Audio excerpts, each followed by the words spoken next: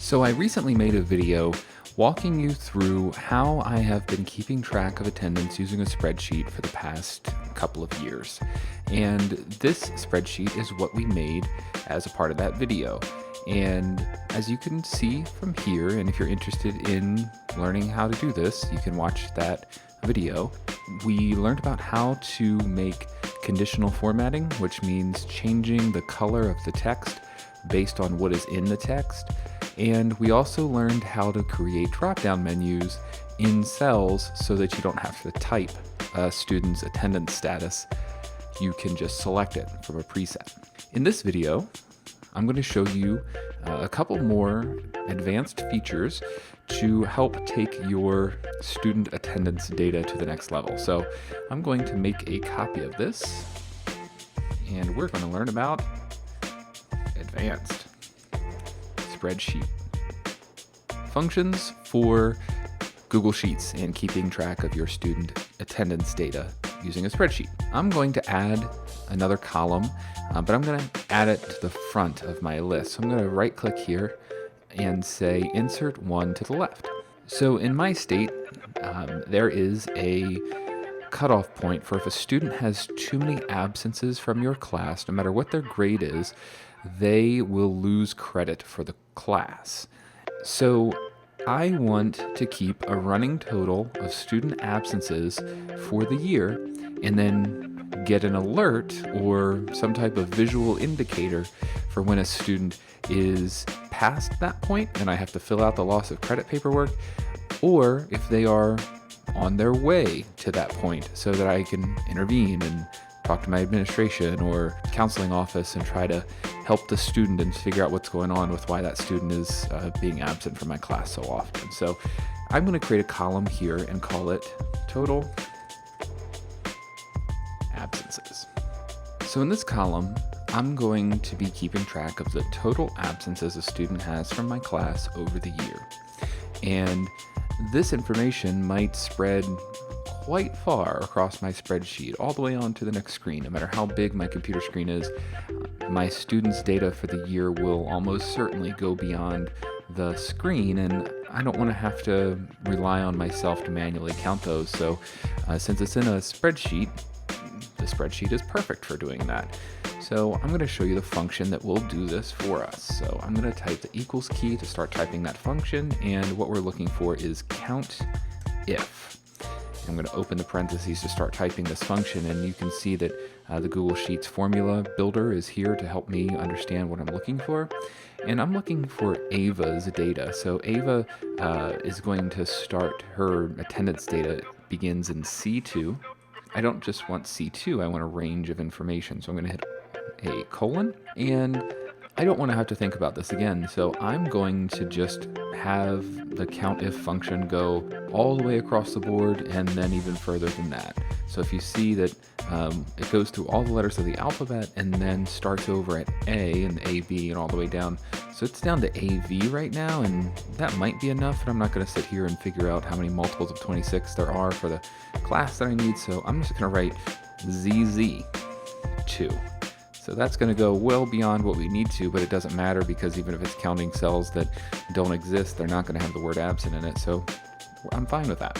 The next thing we need to do is put a comma in place, and we're going to tell the function what to look for. Since this is a word, we need to put a quote in. So it's a quote, and we're looking for the word absent. Close the quote, close the parentheses, and hit enter. And there it is. Ava has been absent one time so far this year. Now we don't have to do that function over and over and over again. We can just click this box and drag down, just like you talked about in the basic example video where I talked about taking track of attendance. That same function works not just for telling if a student is present or absent, but also by copying all these functions. So as you can see, my one student who has been absent twice is Noreen, and so this works. This is great. This even works if I, for instance, copy this cell, and we'll duplicate it. that information and put it over here. So everything gets updated, and you can see Noreen's now been absent 4 times. And this is just 5 days worth of data, but let's imagine this was a whole month, so I can select those cells. And what I do is I hide those columns. I don't clear or delete them, but I hide them, and so it kind of collapses them down into this space right here, so I don't see them anymore. And here's the next month of data, but the function still sees all that information. So it doesn't clutter up what I'm looking at, but the functions still work, which is great. Let's put in another set of data here.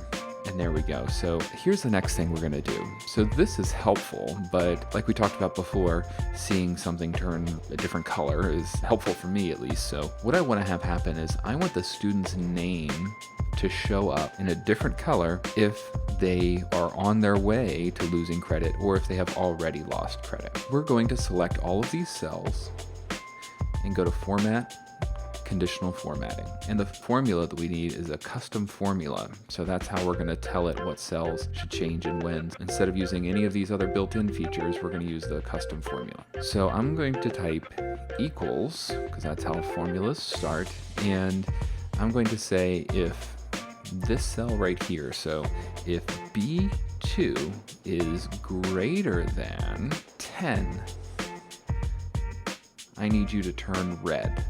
Because if a student has 11 absences in the state of Maryland, or they lose credit for the class. So once we're beyond 10, I need to fill out that form, and so I want their name to turn red. But again, I want to have some possibility of intervening when absences become too many, so I'm going to add another rule, and I'm going to drop that in half, and I'm going to say if a student hits 5, I want to see their name turn yellow. You can see Noreen, there she is with yellow because she has 6 absences. So it might be confusing because this is saying B2, but because we've selected all of these and Google Sheets understands what we're trying to do there, we're writing the formula for the first one and it's duplicating the formula for everything else. So it's basically saying if the cell to the right has a number that fits in these categories, then it'll fix it for us. There we go. So we know with those 2 functions that Noreen is in need of an intervention. We need to talk to her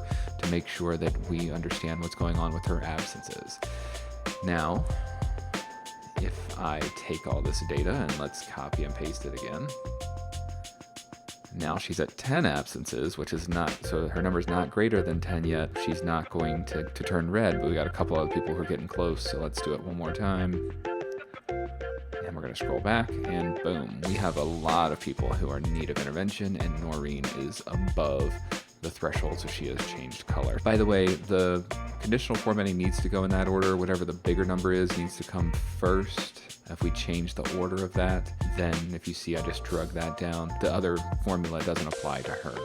So it's whatever kind of applies first. In this case, you need the bigger number first, so she'll show up red, and then everybody else will show up yellow. What we've done here is we've added an extension to the conditional formatting's rule so that we can now update a cell based on a different cell's information, which I find really helpful. You could do it with the numbers here and have those numbers change color as you want to, but I like having their names pop up as a different color. I don't know, makes more sense to me. But the other thing that we talked about, which is new information, was that count if feature is really helpful. I use it for a lot of different things.